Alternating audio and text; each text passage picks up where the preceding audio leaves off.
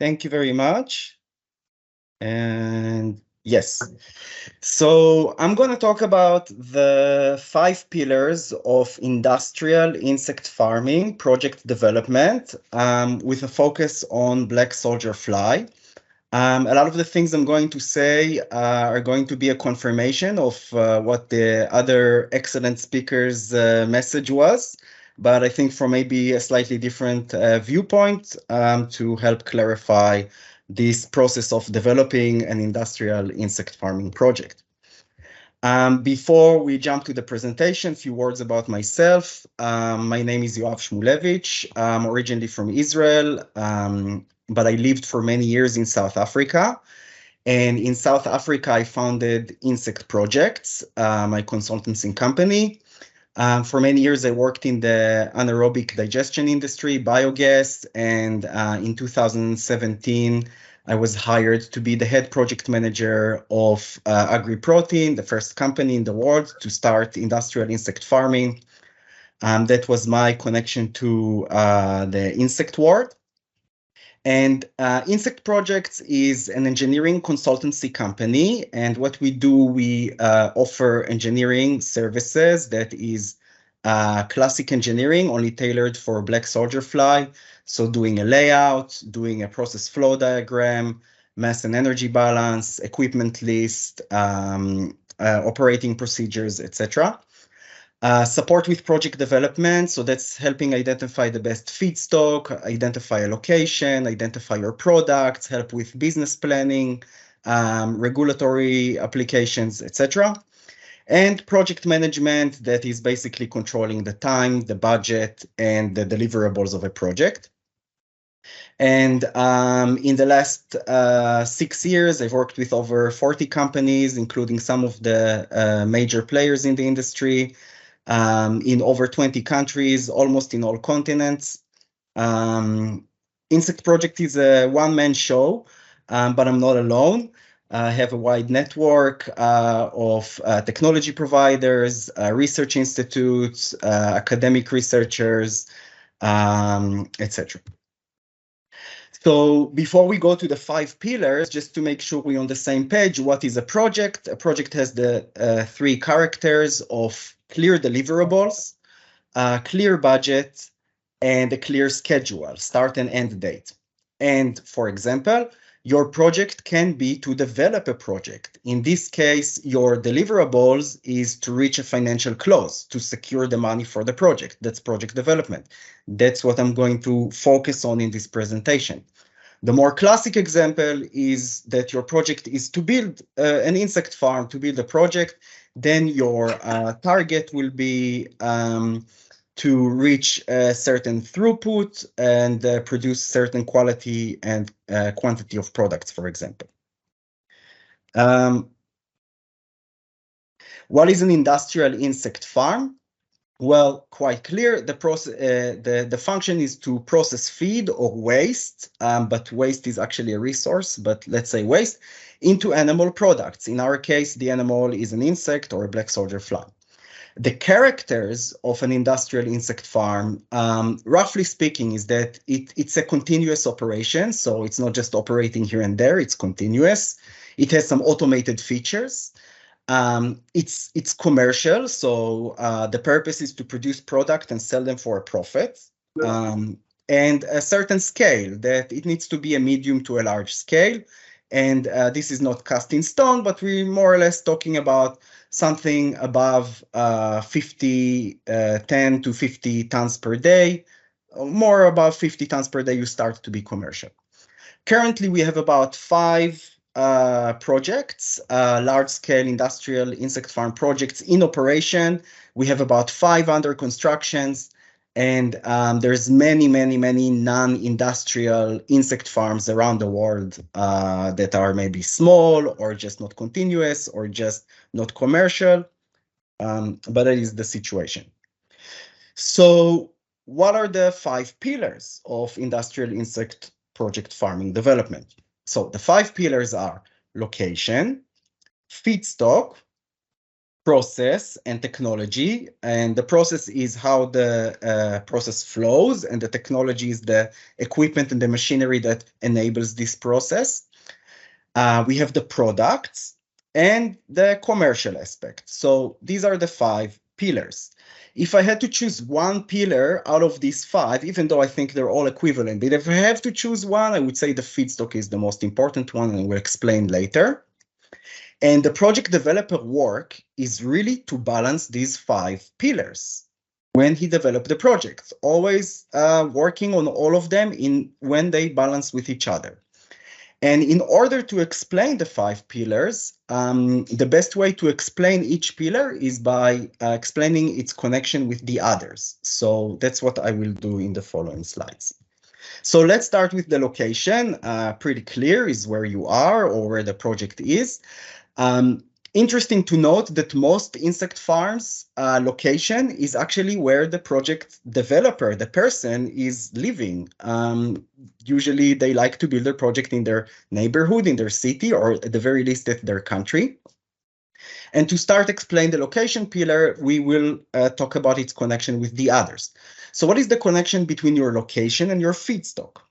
So typically we find that the feedstock of an insect farm has 70% moisture. So that is a lot of water, and that kind of outlines the radius that you can look for your feedstock. So considering that we have a lot of water and the unit economics of an insect farm, we find that typically at a radius of around 50 to 100 kilometer radius, it makes sense to fetch feedstock. And further than that, it just becomes too expensive.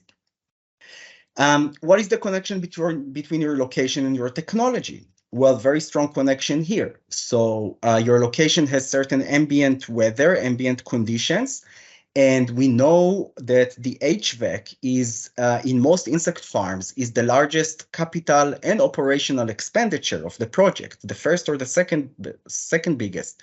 So very strong connection between your ambient conditions, your weather conditions, and your technology. Obviously, your land cost, if your land is very expensive, then you will try to build high and small. If your land is cheap, you can spread more widely.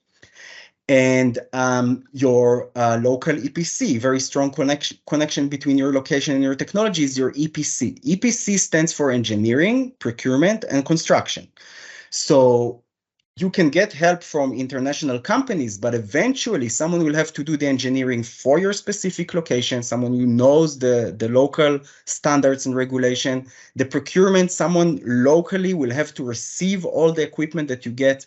And construction, of course, someone on the ground will have to put everything together, install it, commission it. The other connection between your location and technology is that your utility costs are very location specific, and they will, to a large effect, determine your technology choice. So, for example, are you going to use gas heater or electric heater? The next connections to establish is between your location and your products. Well, here the connection between your main products, which are usually protein and oil, here the connection is not that strong because these products are very dense. They have very high value density, so it's quite easy to ship them around. However, your frass, that is a different story. Your frass has a low density. It has typically low value, so low money density per ton or per cubic meter of frass, and also have quite high moisture content, anything between 40 to 60 moisture content. So that's still a lot of water. So again, we find with the frass that we're quite limited to a 50 to 100 kilometer radius. We have to find someone to take it within this radius. And lastly, between your location commercial aspects, well, of course, you will need to have a land lease or land purchase agreement. You will have to, typically we also find that financing the project is also something that is quite local. If it's a bank that you're going to get a loan, typically the bank wants to give the loan in the country. If you have private equity, it's a bit more flexible, but still people like to invest where they can visit. Grants is a very local thing and can have very big effect on your project. If you can get a grant, of course, it's better. And any tax implications. And lastly, regulation, which I put here under commercial, also have a very strong effect on the agreements and anything else in your project. The next pillar is the feedstock pillar. And I really like to use the quote, garbage in, garbage out. For me, I said before, the feedstock is the most important. If you have good feedstock, widely speaking, you can say you will have a good project. If you have shit feedstock, the whole thing is not going to work. And why I say it's the most important is because this is where the process begins. So any change you make in the feedstock will have a full downstream effect on your entire project and all the other legs. So for me, it's really, really the important pillar to start with. To explain better feedstock, let's talk about what is the connection between feedstock and technology. Well, very, very strong connection here. Your feedstock will affect your kitchen or your feedstock preparation plant, obviously. It will affect the medium that you're going to use to grow, if it's crate, if it's shelves, if it's racks, very related to your feedstock. Your HVAC system, HVAC stands for heating, ventilation, air conditioning. Very strong connection here because we need to treat the different feedstock, have different emissions, different heat generations. So the HVAC system is really designed for specific feedstocks. And of course, your harvesting system, how you're going to separate your insect from your frass is very related to the feedstock. If you have large particles, small particles will change the technology you're going to use to separate. The connection between feedstock and products, I like to use the quote here, what we eat is what we are. Obviously, your feedstock will have a very big effect on the quality and the quantity of your products. Good feedstock will produce good quality and good quantity. And very strong connection between the regulations. The regulation, and certainly in Western countries, in Europe, in North America, very strong regulations that determine what feedstock you can use to make what products. And lastly, to connect the feedstock with the commercial pillar, well, you will definitely need a supply agreement to get your project financed and get it going, a feedstock supply agreement. And very strong connection to your bottom line is your feedstock a waste? Maybe you get a gate fee to take it and it's an income. Maybe your feedstock is more of a byproduct from a feed industry and then you need to pay to take it. So very strong effect here. Let's talk about technology. So to explain technology, we just need to tie it now to products and the commercial pillars. So technology and products. Well, the main effect here is on your processing technology. Are we going to produce dry larvae or are we going to render the larva to make meal and oil? And if we choose to render, are we going to use wet or dry rendering? Very strong connection between your products. Why? Because in the end, your end customers, if it's the pets, the chickens, the fish, they will determine what products you're going to make and how you're going to make them. So the standards, certifications, also requirement by your clients will determine what technology you're going to use to produce these products for these clients. Then tying the technology pillar with the commercial pillar, well, very strong agreement in your project is your EPC contract. We said before, it's an engineering, procurement, construction contract. This contract has a very big effect on your bottom line, the cost and the performance of this contract. The breeding, are you going to do the breeding yourself or are you going to try to get the breeding from third parties? This is something that is developing more and more. And labor costs have a very strong effect on your technology. So are you going to use high labor or high automation? And technology and commercial, you can build your project as a Mercedes or as a Toyota. Both are good cars. Both will take you from point A to B, just in a very different way and feeling. So very important connection here between your technology and commercial. Last pillar to explain is the products and the commercial aspect. So what is the commercial? The commercial is how you finance the project.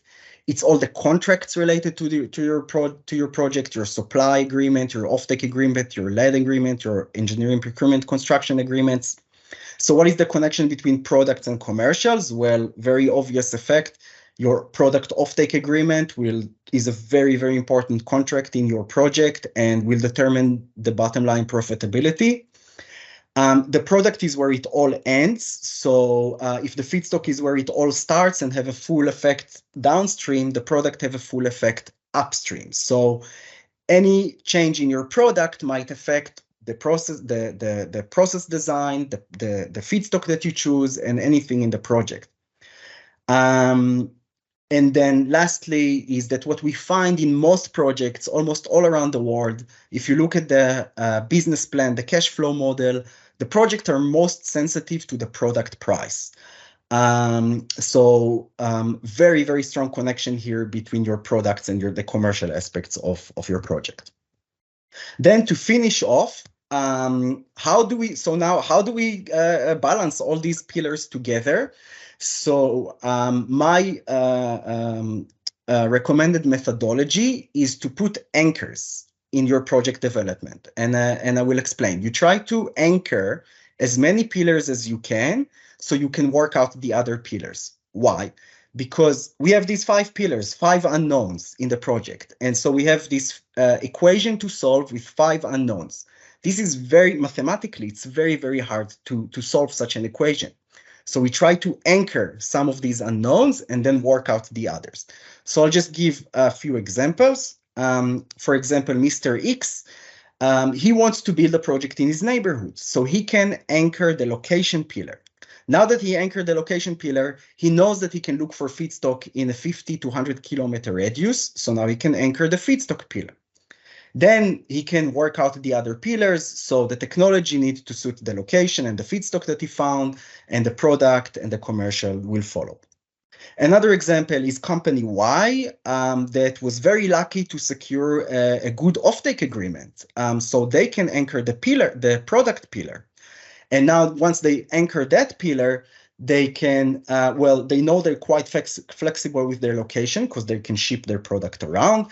But they can now go and work out their feedstock because the product needs to suit the feedstock, and they can work out the other pillars. And then the last example is developer Z that has a certain budget. He knows he has a certain budget, and he has a certain returns on investment. So he can anchor the commercial pillar. Now, once he anchored the commercial pillar, he can look for a location, and he's quite flexible, but he has a budget, so he knows he's looking for an expensive place or a cheap place. He has a good idea of how much feedstock he's going to use because he has a budget. He knows more or less what is the size, so he can anchor the feedstock, and then he can work out the other pillars. And that is for my presentation. Thank you very much, and I will be available to answer your questions later. That is me, Yoav Shmulevich from Insect Projects.